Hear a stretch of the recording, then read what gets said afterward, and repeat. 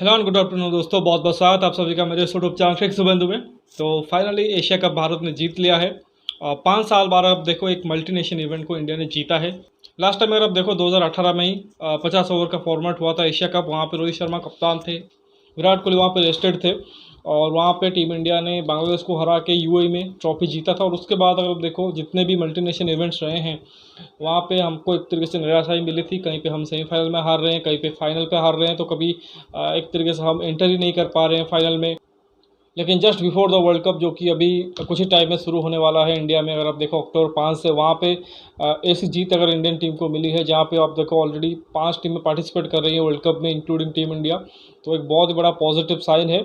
और not just कि India ने मैच जीता है बल्कि कम्प्लीटली डोमिनेट किया है, क्योंकि कल जो मैच हुआ है मतलब अनबिलीवेबल मैच, क्योंकि आप एक्सपेक्ट भी नहीं कर रहे थे ऐसा मैच कि आप मतलब उम्मीद भी नहीं कर रहे थे कि इतना अच्छा क्रिकेट खेलने के बाद श्रीलंकन टीम जो कि एक 50 ओवर मैच में सिर्फ 50 रन पे ऑल आउट हो गए, और वो भी 15.2 ओवर में।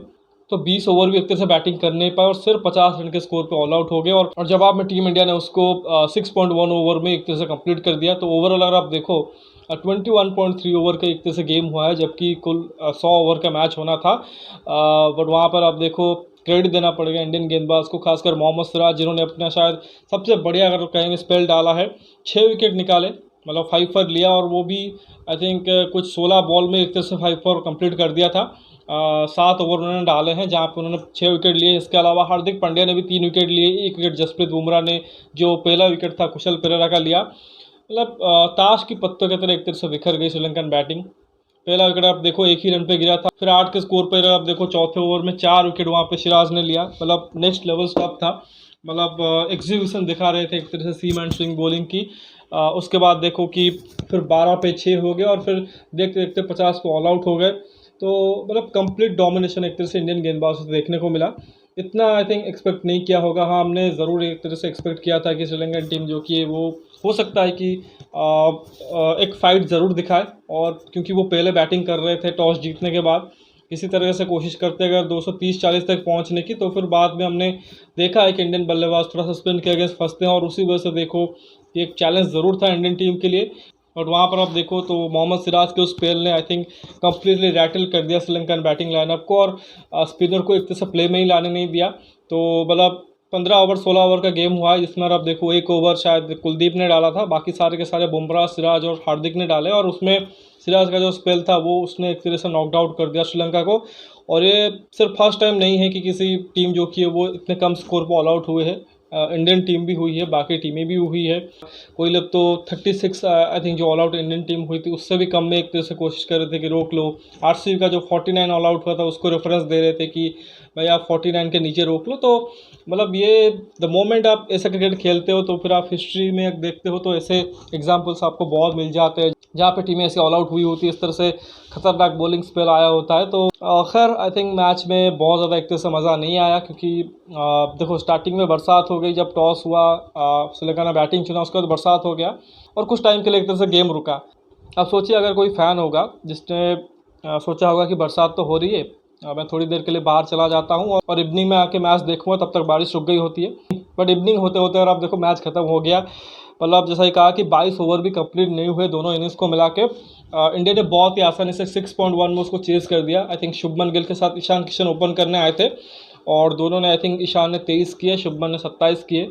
मतलब स्कोर कार्ड के बारे में आपको बताने की बहुत ज़्यादा मुझे नहीं लगता कि ज़रूरत है, क्योंकि इतना कम स्कोर बना है कि किसी ने भी आई थिंक उस हिसाब से परफॉर्मेंस नहीं दी है श्रीलंका की तरफ से। और आप देखो शायद 1 या 2 इनके डबल डिजिट में स्कोर आए हैं। कुशल मेंडिस ने शायद 17 रन किए हैं, एक और उनके दुष्यंत हेमंत जो कि लेग स्पिनर है, आई थिंक फिक्शन की जगह पे आए थे, उन्होंने कुछ 12-13 रन किए हैं। इसके अलावा किसी ने भी परफॉर्मेंस नहीं दी है। इनफैक्ट उनके 3 या 4 जो टॉप ऑर्डर के बैट्समैन थे वो तो डक पे ही आउट हो गए। मतलब श्रीलंकन फैंस जो कि एक तरह से काफ़ी नंबर्स में आए हुए थे कल, क्योंकि बड़ा फाइनल था, और जिस तरह से हम देखते हैं कि श्रीलंका को सपोर्ट मिलकर उनके घर पे इनफैक्ट इंडियन से भी एक तरह से ज़्यादा वहाँ पे श्रीलंकन फैंस थे। बट जिस तरह से पहले कुछ ओवर में वहाँ पे सिग्नल्स थी, मतलब उनके चेहरे पर एक तरह से मायूसी छा गई थी कि उनको पता चला था कि उनकी टीम क्या करती। मतलब एक सिराज एक ऐसे स्पेल में थे, आई थिंक ड्रीम स्पेल। मुझे अभी भी 36 ऑल आउट वाला किस्सा याद है कि जब हम मैच देखना स्टार्ट किया, जॉस हेजलवुड का एक स्पेल आया, उस स्पेल में कम्प्लीटली इंडियन टीम एक तरह से ध्वस्त हो गई और देखते देखते मतलब कहाँ लग रहा था कि वो एडिलेड टेस्ट मैच जो कि इंडियन टीम जीतेगी, क्योंकि ऑलरेडी 60-61 रन की एक तरह से लीड हमारे पास थी, 9 विकेट हाथ में थे। तो मैं सोचा कि हम आराम से मैच जीत सकते हैं एक अच्छे स्कोर बना के, बट 36 ऑल आउट हो गए। मतलब इतनी वहाँ पे देखो, मतलब उसको हैंडल कर पाना, उसको एक तरीके से भुला पाना बहुत मुश्किल था, और अभी भी एक तरीके से वो चुभ रहा है। लेकिन उसको अभी क्या है कि वो एक बैड मेमोरी नहीं बल्कि एक अच्छी मेमोरी की तरह रह गई है। क्यों? क्योंकि उस 36 ऑल आउट के बाद हमने गैबा को कंकर किया और 2-1 से वो सीरीज़ हमने जीती थी, मतलब ऐतिहासिक सीरीज़ जीती थी। But to be honest Sri Lanka के लिए थोड़ा सा मुश्किल ज़रूर होगा, क्योंकि इसके बाद उनको वर्ल्ड कप खेलना है, और जब भी वो एक तरह से खेलेंगे आई थिंक ये प्रेशर उनके ऊपर साफ दिखेगा। But as the neutral fan मुझे भी वही फील हुआ कि शायद श्रीलंका टीम उस वक्त कुछ ज़्यादा कर नहीं सकती थी, बिकॉज वो एक फ्लो में ही हो गया। मोहम्मद सिराज आके बॉल डाल रहे हैं, अच्छी लाइन लेंथ पे बॉल डाल रहे हैं, वो उनके बैट्समैन स्ट्रोक खेल रहे हैं तो वो सीधा फील्डर के हाथ में जा रहा है, एक तरीके से बोल्ड हो रहे हैं, तो फिर बहुत ज़्यादा एक तरीके से वो सोचने समझने का एक तरह से टाइम नहीं रहा। और इतनी क्विक सक्सेशन में अगर आप देखो चीज़ें घटी है, मतलब देखिए 10 विकेट टोटल होते हैं और वो 15.2 ओवर में ही गिर गए हैं। तो इतना फास्ट एक तरह से चीज़ें घटी कि वक्त ही नहीं मिला एक तरीके से समझने को क्या हुआ। एक T20 इनिंग्स में आप देखो अमूमन तौर पे 1 घंटा 40-45 मिनट चलता है, और ये अमूमन उसी टाइम तक चला है, और रिजल्ट जो कि वो इंडिया के फेवर में आया है। तो इसी को लेकर देखिए कि जो कहते हैं कि एक प्रेशर होता है इंडियन टीम के ऊपर, क्योंकि 2018 में हम एशिया कप जीते, लेकिन उसके बाद देखो एशिया कप 2022 में जो हुआ था उसमें सुपर 4 से ही बाहर हो गए थे, फाइनल में प्रवेश नहीं कर पाए थे। फिर अगर आप दूसरे इवेंट्स देखें, 2019 पे सेमीफाइनल हारे वर्ल्ड कप का, 2021 में WTC का फाइनल हारे, वर्ल्ड कप जो T20 फॉर्मेट का हुआ था उससे भी अगर आप देखो ग्रुप स्टेज एग्जिट हो गया था।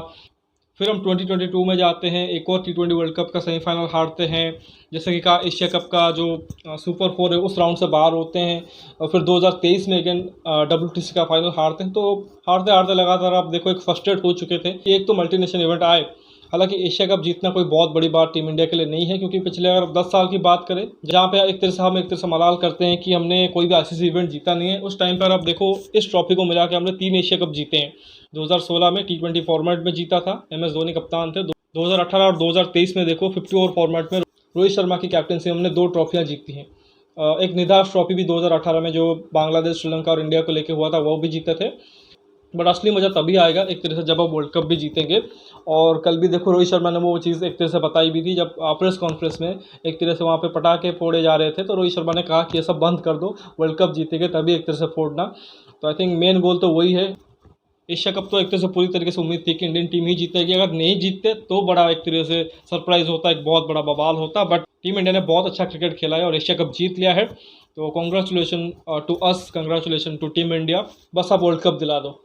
मतलब अभी देखो कि अभी थोड़ा सा गैप है, हालांकि उस बीच में अगर आप देखो एक और होम सीरीज़ हमें खेलना है ऑस्ट्रेलिया के खिलाफ, जहाँ पे भी एक तरह से 3 ODI मैचेस होंगे, वहाँ पे अच्छी खासी आपको टेस्टिंग मिल जाएगी, क्योंकि ऑस्ट्रेलियन टीम जो कि वो अच्छी टीम है।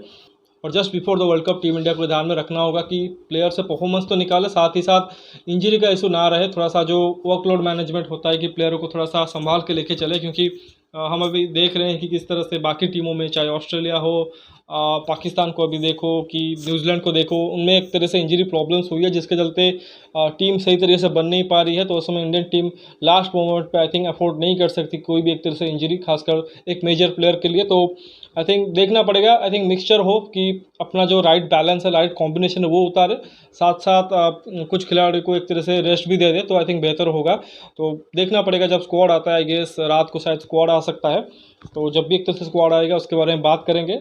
बाकी ये उम्मीद करेंगे कि जिस तरह से एशिया कप में परफॉर्मेंस रही है उसी हिसाब से वर्ल्ड कप में रहे। और आई गेस कुछ पॉजिटिव्स भी आए हैं। आई थिंक शुभमन गिल की बैटिंग आप देखो, हाईएस्ट रन गेटर रहे इस एशिया कप में, नॉट जस्ट के इंडिया के लिए बल्कि ओवरऑल भी रहे हैं। 302 रन शायद उन्होंने बनाए हैं। कुलदीप यादव ने 9 विकेट निकाले हैं, आई थिंक 2 ही मैच में निकाल दिए थे। उसमें और आप देखो उनको मैन ऑफ द टूर्नामेंट भी मिला है, प्लेयर ऑफ द सीरीज़ का जो अवार्ड है। इसके अलावा KL राहुल की जो कमबैक रही है वो ज़बरदस्त रही है। ईशान किशन ने फिर भी और अब देखो थोड़ा सा पॉजिटिविटी दिखाई है मिडिल ऑर्डर में, जो भी उनको थोड़े से अपॉर्चुनिटी मिले हैं। रोहित और विराट का इन्फॉर्म होना काफ़ी एक तरह से बड़ा एक तरीके से पॉजिटिव साइन है टीम इंडिया के लिए। और खासकर तेज़ गेंदबाज का जो परफॉर्मेंस रहा है, चाहे चाहे बुमराह हो, सिराज हो, इवन शार्दुल को जो अपॉर्चुनिटी मिले, मोहम्मद शमी ने भी अच्छी गेंदबाजी की है। तो आई थिंक ये सब चीज़ें एक तरह से पॉजिटिव रही हैं। जहाँ तक थोड़ी सी कंसर्न की बात है कि अभी भी देखो श्रेयस अय्यर और अक्षर पटेल की इंजरी जो कि वो थोड़ा सा आई थिंक ट्रबल कर रही है रोहित शर्मा को, तो फिर वो कहीं ना कहीं सोचेंगे कि वर्ल्ड कप से पहले एक तरह से फिट हो जाए।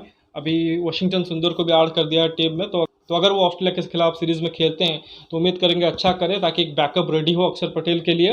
बट एक जो चीज़ है शायद जिसने टीम इंडिया को थोड़ा सा इस एशिया कप में भी ट्रबल किया और आगे चल के वर्ल्ड कप में भी ट्रबल कर सकता है, वो चीज़ है बैटिंग डेप्थ, जिसको लेकर लगातार चर्चा हो रही है। यहाँ पे भी हमने देखा कि जो बैटिंग डेप्थ थी उस हिसाब से परफॉर्मेंस नहीं कर पाए। स्पेशली आप देखो Ravindra Jadeja out of form रहे, शार्दुल ठाकुर से भी उस हिसाब से बैटिंग नहीं हुई। तो वो एक ऐसी चीज़ है जिससे कि हम उम्मीद करेंगे कि आने वाले टाइम में ऑस्ट्रेलिया सीरीज़ में और वर्ल्ड कप के दौरान अच्छा करें। तो अगर वो कर देते हैं तो फिर I think one of the favourites तो है। आई थिंक मुझे लगता है उसके भी एक तरह से प्रबल, एक तरह से दावेदार हो जाएंगे जो वर्ल्ड कप के ट्रॉफी के लिए। तो लेट्स सी कि आगे क्या होता है। तो फिलहाल इस वीडियो में बस इतना ही। आशा करता हूँ कि वीडियो ज़रूर आपको पसंद आएगा। वीडियो को लाइक करिए, साथ ही चैनल को सब्सक्राइब भी कर दीजिए, दोस्तों तक शेयर भी कर दीजिए, कॉमेंट सेक्शन में अपना राय रखिए। और आपको क्या लगता है कि क्या टीम इंडिया एशिया कप जीतने के बाद अभी वर्ल्ड कप जीत सकती है कि नहीं, उसके बारे में ज़रूर फीडबैक दीजिए। नोटिफिकेशन की घंटी दबा लीजिए ताकि हर एक वीडियो की अपडेट आपको टाइम पे मिलते रहे। मिलते हैं अगले वीडियो में, तब तक धन्यवाद।